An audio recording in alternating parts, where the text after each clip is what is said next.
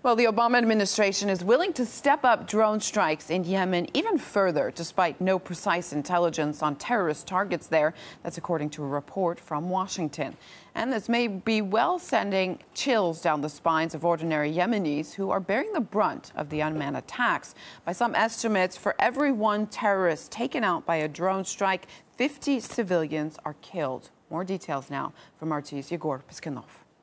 Recent research suggests that since 2002, U.S. drone strikes in Yemen have claimed the lives of over 870 people. 99% of those victims were killed under the Obama administration, 38 since late July alone. Washington claims most of them were suspected Al-Qaeda terrorists, but locals are painting a different picture. It's hard to verify the exact number of civilian deaths. Eyewitness reports are often contradictory, and the bodies of those killed in drone strikes are sometimes too badly charred to be identified. In September last year, 13 civilians were killed, including women and children, near the village of Rada in eastern Yemen. U.S. officials were anonymously quoted as saying their intended target was completely missed and the incident was a mistake, but no official acknowledgement or apology followed. Here's another example, this time from 2011. Conflicting reports blame a drone strike for the deaths of up to 50 people, including around 30 civilians, after a police station fell under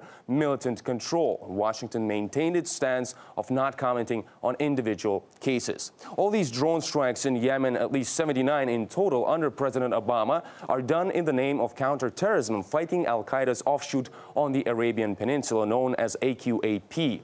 But there are suggestions that such attacks, combined with civilian deaths, destroyed homes, and crippling poverty, are actually drawing people closer to AQAP, something even President Obama acknowledges. Now, this is not to say that the risks are not real. Any U.S. military action in foreign lands risks creating more enemies and impacts public opinion overseas.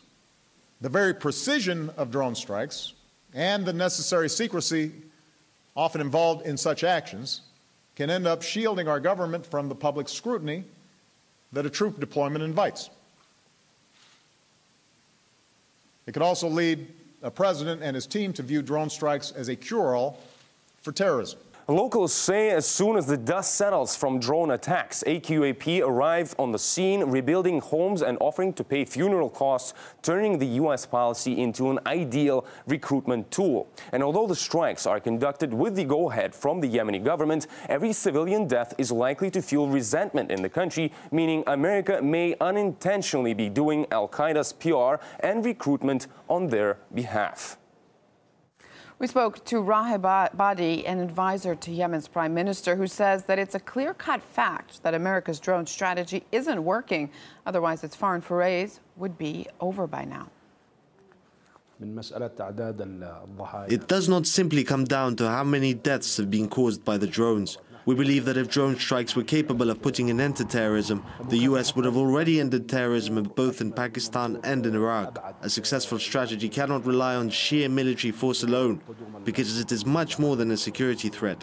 The underlying causes of terrorism are in the political, social, educational, and mostly economic problems of our country. We believe that bloodshed can only lead to more bloodshed. Therefore, drone strikes cannot be a viable solution to this problem.